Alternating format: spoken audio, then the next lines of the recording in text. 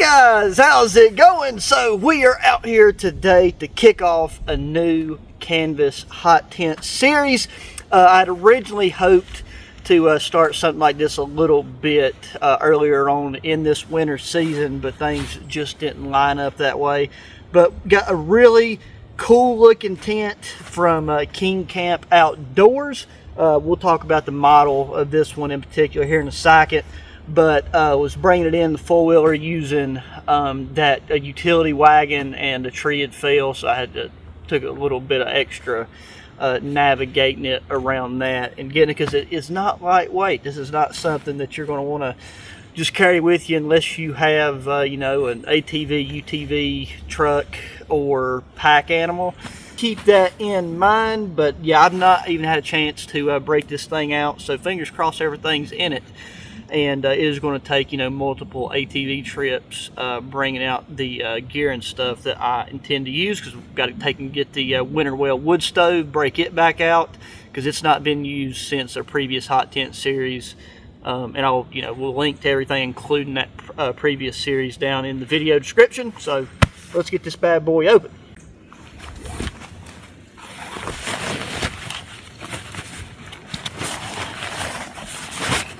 The other thing I am concerned about, though, is if it's going to fit in this spot, because I went for the larger version just because why not, where this is like a bill type style tent. It should be really easy to put up by myself, so I thought that the larger one would be worth getting. But the storage sack and everything, like the hardware, the buckles and stuff on it, seem to be really good quality. They can get these undone right here, and these are the things that I always have to be mindful not to lose, because they're among the first things that'll disappear. And then whether you're just using this for a week trip, a festival, or a longer term setup like I'm planning, you'll want to have these whenever it comes time to pack this thing back up. It does feel nice to be revisiting this spot. Yeah, that is. And we've got these bags. This right here should be tent stakes. Not sure if there's any variation in these, but oh, okay, those are some really nice heavy duty stakes. It looks like we've got this rubber cap that's probably going to go in the bottom. There's a secondary cap. These are the same, so one is probably for the top portion of our pole, and then one's to have on the floor. I think all these stakes are just the same size. You could take and definitely have these on hand if you needed to kill a couple vampires. Oh, then this must be our pole. And so this one doesn't just have the center pole, but it's got like a door on it.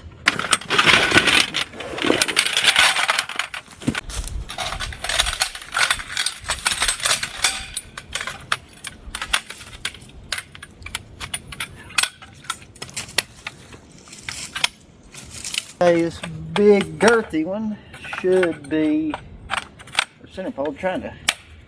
The ground got a little bit of moisture in it, and I think today is the first time that we're hitting at about 38 degrees right now.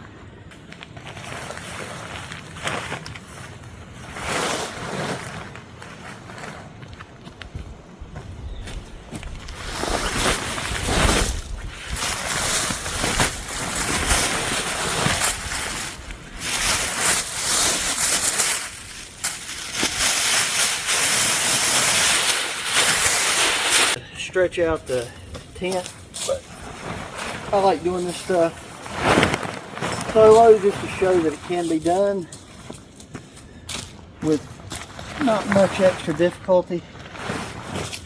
Okay, that should for sure be the front. So this big loop portion, there's Velcro loops around. I thought there would be a metal stay or something, but I guess not. Oh wait, I see. So it's got like a metal nipple right there that goes into a grommet there.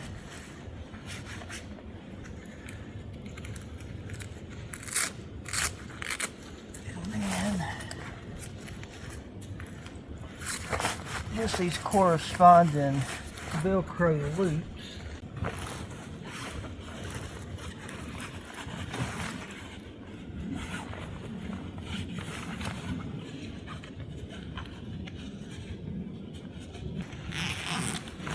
Got it. Now we're good. Like what you would want to do is stake the corners out first, but real quick I'm going to go ahead and try to stand the center pole up on the inside just to see.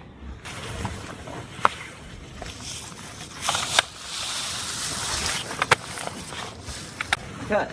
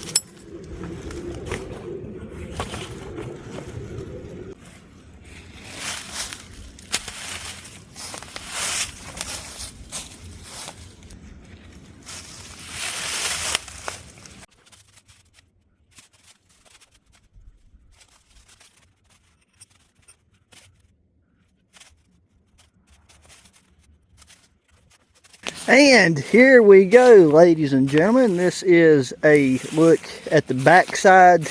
We did cut it really close with this tree here, but I'm not even going to worry about this last tie out point. But it's looking nice and taut all the way through. The vent up there's looking good. Oh, but there was a lot more to move and stuff than I had initially anticipated.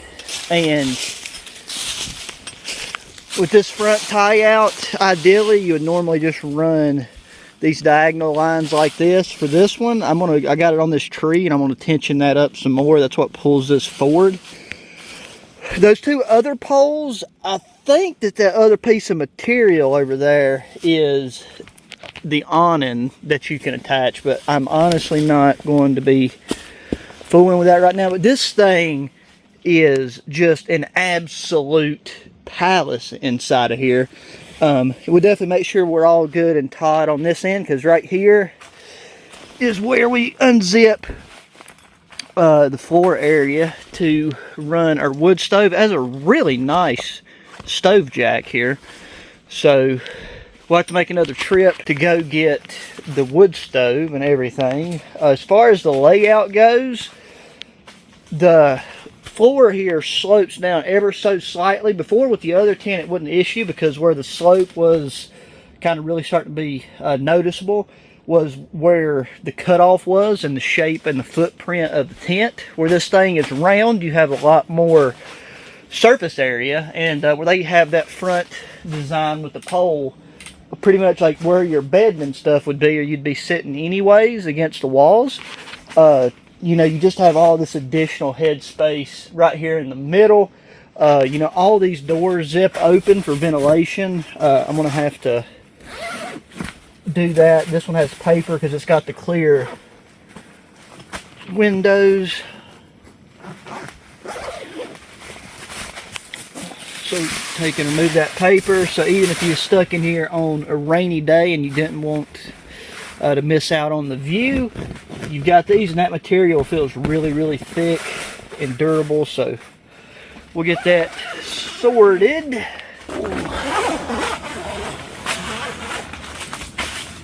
I do like this tent has an attached floor with this fold back design opposed to the other one.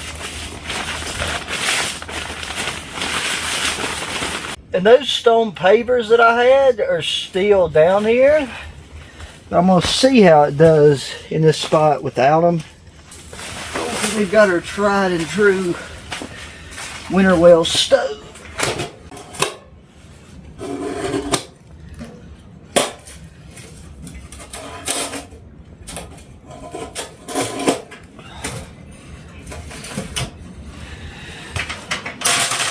Okay, as it sits right now, it is leaning forward, so I'm going to grab them pavers and see if one or two up front will level this out, because I'd rather do that than dig back at all. I'm hoping that the inside of this is somewhat clean.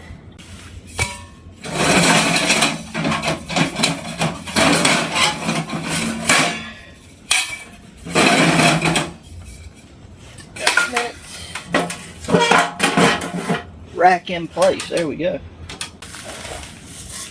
Just want to be careful and not damage my zipper.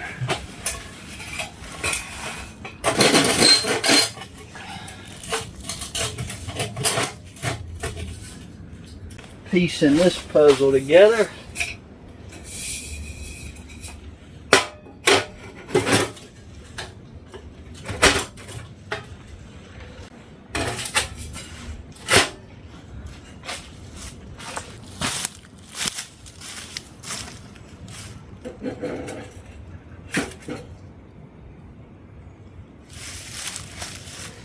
Oh, and just like that, our stove is installed. Okay, so this is how the stove situation is looking at the moment. Because of the slope and the bit, like the angle of this, it was going to be putting too much stress against the pipe. And you know, you don't want to have any air gaps or anything pop up right there, because once this gets hot, if you have too much pressure on it, it will start to bend and warp a bit. So just that's what we're going with right now, but that other one's in front just in case something was to roll out.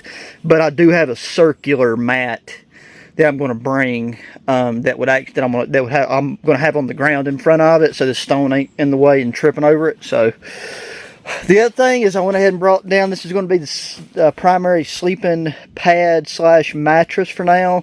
A lot of this KingCamp stuff you can get in kits. That pump come with it.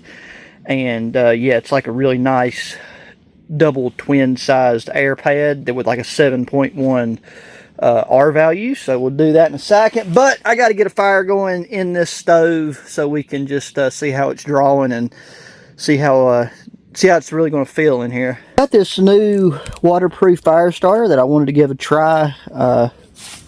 Not really necessary. I just hadn't had a chance to use one of these, because I'm also going to burn this paper. I mean, I'm going to get it out of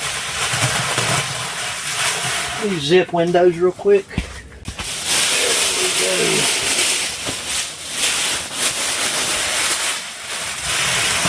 Remember to bring a broom early on. I will say these setting up a wall tent like this and doing the recording and everything is a lot more work than you'd think. That's why I had to take and change out when I went back to get the sleeping pad and the stove. Just this JJ smock, because that Arctis Mammoth jacket was just too warm. And like this right here for the middle of the day, even though this is a larger tent, it'll get things cooking real quick. So shove that in front.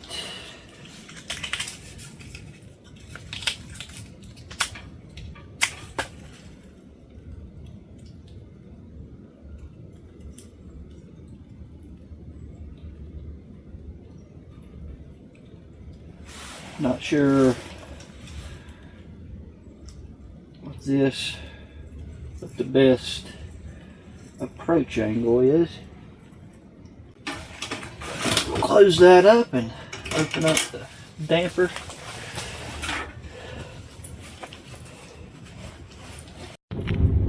One thing's roaring in the back there. And now while that fire gets to going, let's get this pad out. It takes just a few seconds really to set up once everything's inflated. Because I have cooking stuff on this at home already, because when I laid on it the first time after blowing it up, I just had to, it just felt so comfortable I wanted to immediately give it a trial run. And I like that this is a double, because that way if you're camping with a significant other or something, or a dog. And then this one has two valves right here.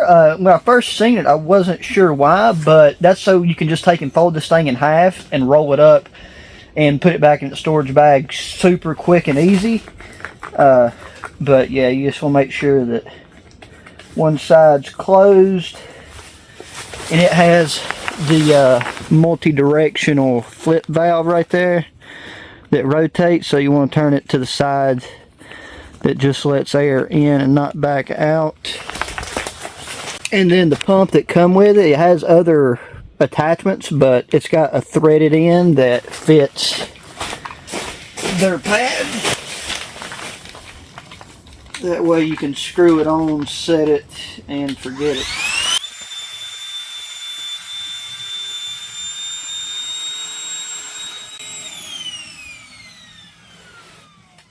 Just like that, we are good to go. Real quick, that right there will be sprawled out, so more than enough room for two people. Reference again, 5'10", 150 pounds exactly. So you're good. You know, I'd say up to like 6'2"-ish maybe. Yeah. Anyways. Super comfortable. You know, this does take up a bit of floor space, but there's nothing but floor space in here, especially for just me and what I'll be doing, because, you know, I'll be bringing a table, all that stuff, since part of what this is it's a nice little spot to get away to. We can cook some meals, definitely make a lot of coffee, and test out new gear and new items, stuff like that. So the wood stove is doing really good now. So yep, the wood stove is doing great. That fire starter is burning way longer than I initially thought it would. And then heading outside, I mean, it's burning so efficiently you can't really even see any smoke coming out of the top, but I think this setup is going to be a winner overall, and for this particular video, it's going to end here and not be an overnighter, just because setting this up and that editing process is going to take a hot minute just by itself. So that's going to do it for this one, guys. I will have links to everything. If you have any questions, please let me know. Let me know the type of things you would like to see included in this series. If there was any new gear or anything like that that you would like to see integrated and tested in this setting. Other than that, please hit the thumbs up button, subscribe if you're not already, share the channel with your friends, family, anybody that enjoys good old outdoor activities and gear, and I will see y'all very soon with another one. Adios.